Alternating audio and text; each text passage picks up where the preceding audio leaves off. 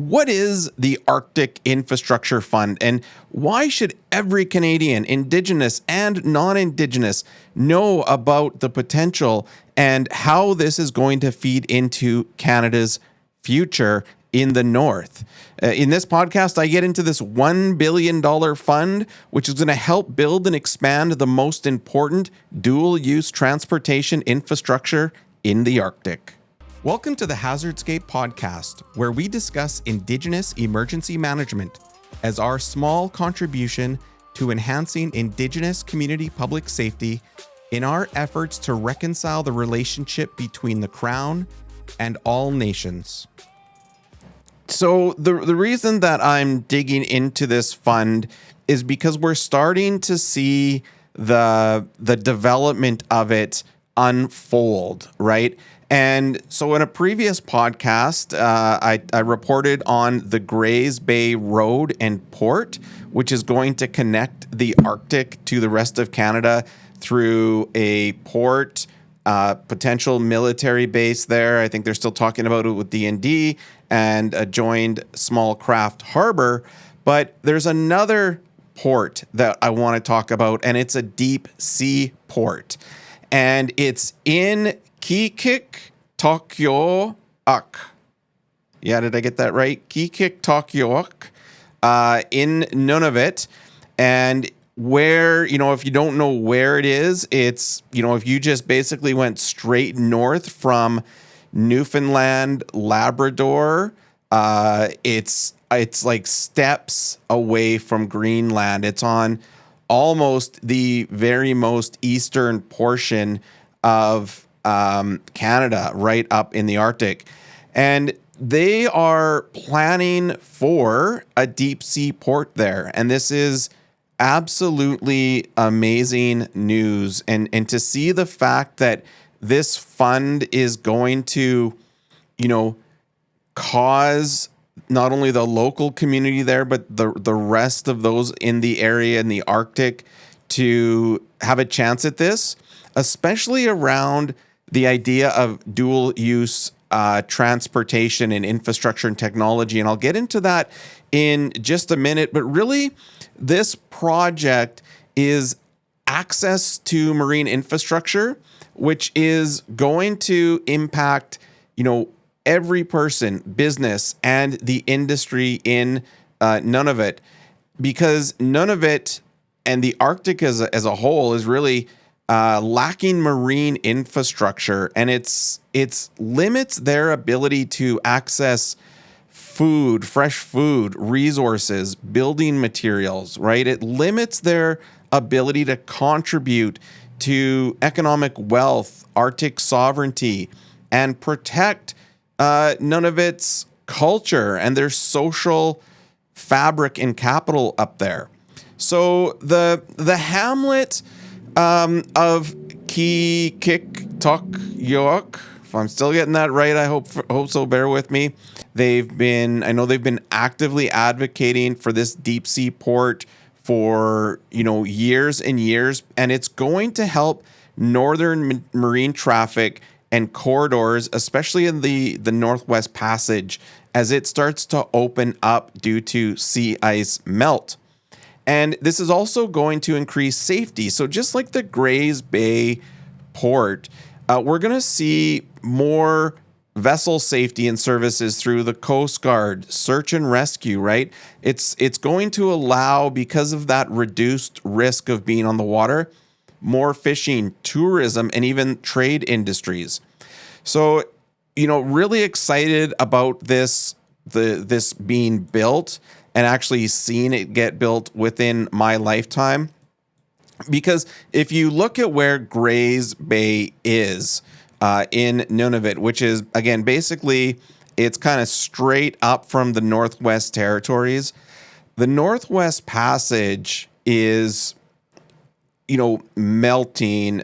Summer sea ice is going to be non-existent, right? When I was in Norway at the Arctic Emergency Management Conference, they were showing projections of Arctic sea ice through Canada's Arctic, and it's, there is going to be a summer, probably within at least my lifetime, I'm 50, I can't remember the exact time frame for it, but there will be a summer up there where there is no sea ice. And even in the winter, that ice isn't, the ice pack is not as thick. And with the invention and the evolution of nuclear icebreakers and how that technology enhances, because both Russia and China are enhancing their icebreaker technology, and they're starting to test it in Canada's north in the circumpolar area. We're going to need these ports for, again, like I said, safety, to solidify our presence up there, get trade and access moving and going, so Canada can continue to lead the development here. And the even better news out of all of this is the two organizations that are involved with this. Not only the Hamlet, but there's the Qikiqtarjuaq Business Development, and they have a community group of companies under the Qikiqtarjuaq corporate group of companies. And the development corporation and the development corporation, and well, it's a business development corporation. It's not the same as the group of companies, but they, I think from what my research has shown is they're both indigenous led, Inuit led, by local people up there, doing this, developing this all through their worldview with their interests in mind. And that's, really, really important, because what we have to be better at in Canada is committing to not having all of these other entities come in and parachute into a remote indigenous community and kind of, doing all the work, reaping all the benefits, taking all the profit, having that economic leakage occur where, workers get their paycheck, they go back to another province or territory, spend that money there. The goal here is to have a lot of this money, the workforce from the local region, have the benefits go back there, and then have the port authority and all of the maintenance all done at using local resources to ensure that leakage, is mitigated, right? And so there's a lot of self-determination at play here, because without having Inuit involvement and Inuit security in Canada's Arctic, and even in the whole circumpolar region, without Inuit security, there is no sovereignty for Canada. There is no ability for us to sustain and defend the North, right? Especially, again, like I said, as we see Russia and China starting to test new technologies. And, when we think about this too with Iran and what's going on, and with the United States, and what I'm really excited for with these ports is, the access that it's going to give those northern regions to Scandinavia, right? To Greenland, Norway, Sweden, Finland, Denmark, France, even Germany. That's got, ocean tidewater access. So having our circumpolar region more accessible to other circumpolar regions like Iceland and Scandinavia, that is going to open up, a significant trade corridor, I think, that doesn't necessarily exist, because everything has to flow down south, right, towards Halifax, maybe even Newfoundland, where they've got those ports, ships coming into the Gulf of St. Lawrence, right? We're not having any ships go up into the Arctic. And if you look at Norway, Sweden, what they're doing in terms of continuing their economic development, even with the UK, Ireland, that kind of just creates a nice little shipping jaunt between those regions. You could even start sending ships down into the continent of Africa. Can they get to places like Gambia, maybe Sierra Leone, Liberia more easily? Right? I don't know all of these. This is just kind of how I'm seeing this unfold and the potential. Right? None of this may be possible. I'm not a captain of a ship, and I'm not a shipbuilder, and I'm not a naval expert or a marine expert, but these are the kind of the questions that I'm researching and looking into, especially with not wanting to rely on the Panama Canal, because you never know with the US now, that could be a place or a point bottleneck where the States takes control of it, like Trump has said, and actually does that. So we've got to be able to develop the infrastructure and capacity. The other thing up in the Arctic that's a really big concern and risk as well as cruise ships, right? Cruise ships do go up north. As the ice melts, they're going to venture more, do more tours, and there is zero search and rescue capability in the Arctic. And, we've seen examples of that where there have been cruise ships that have needed search and rescue support, especially over near Iceland, and it just wasn't there. There is a case study on this. I can't recall on the top of my head right now because I didn't think I was going to be going into cruise ships, but I mean, it is part of the tourism, right? So, we're going to see those cruise ships are really looking for new territory. They're really looking for new passages.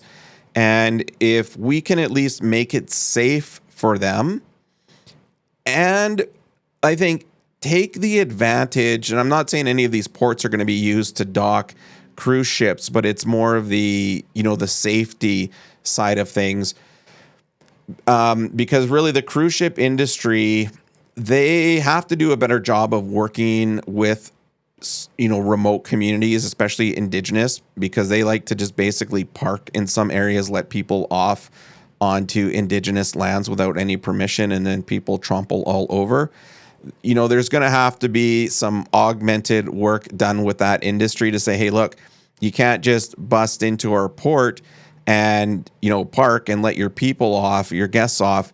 So Canada having that presence up here, being able to give the tourism industry, especially the cruise ship industry, having some leverage there to engage them and say, hey, look, you're not going to be able to use these facilities unless you partner and talk to us. We're going to have some more influence there, I think, and that's only going to be a positive thing. So, yeah, whatever happens, we will see. But super exciting times to be in Canada, watching the mechanisms and the funding unfold that is going to develop up there. Unfortunately, the consequences and the risks of this, which I'm happy to be is being led by in the Inuit indigenous people up there, is with that traffic, increased risk, climate change is happening. We're going to see the impacts of that, but at the end of the day, hopefully we can develop it. Oh, I did say one thing, right? I was going to go into dual use, right? I didn't do that. Dual use infrastructure. So what is dual use infrastructure? It's kind of the same as dual use technology. It's really infrastructure that can be used not only for, economic purposes, but they can be used for, national defense. So the example of a port, great. Let's use it to ship consumer goods in and out of an area, but let it also be used for defense, right? Maybe parking naval ships, parking submarines for maintenance, whatever that is. We want to make sure that the infrastructure going in can be used for economic purposes and national defense, just like the technology push in the Edmonton region around dual use technology is, pivoting to having all of the great things that come out of the Edmonton region and the U of A, all that technology, products, research be used not only for what it's intended to on the consumer market side, but on the national defense side, if applicable. So yeah, that's it. I'm going to leave it at that. Thanks for listening. If you liked this, please like and share so others like you can find it, and we will be back. Thanks for joining us at Hazardscape. You can subscribe to our YouTube and find our ad-free training videos by becoming a supporter on Patreon with a network of other Indigenous peoples looking to make their communities safer. And remember, know your hazardscape and be prepared.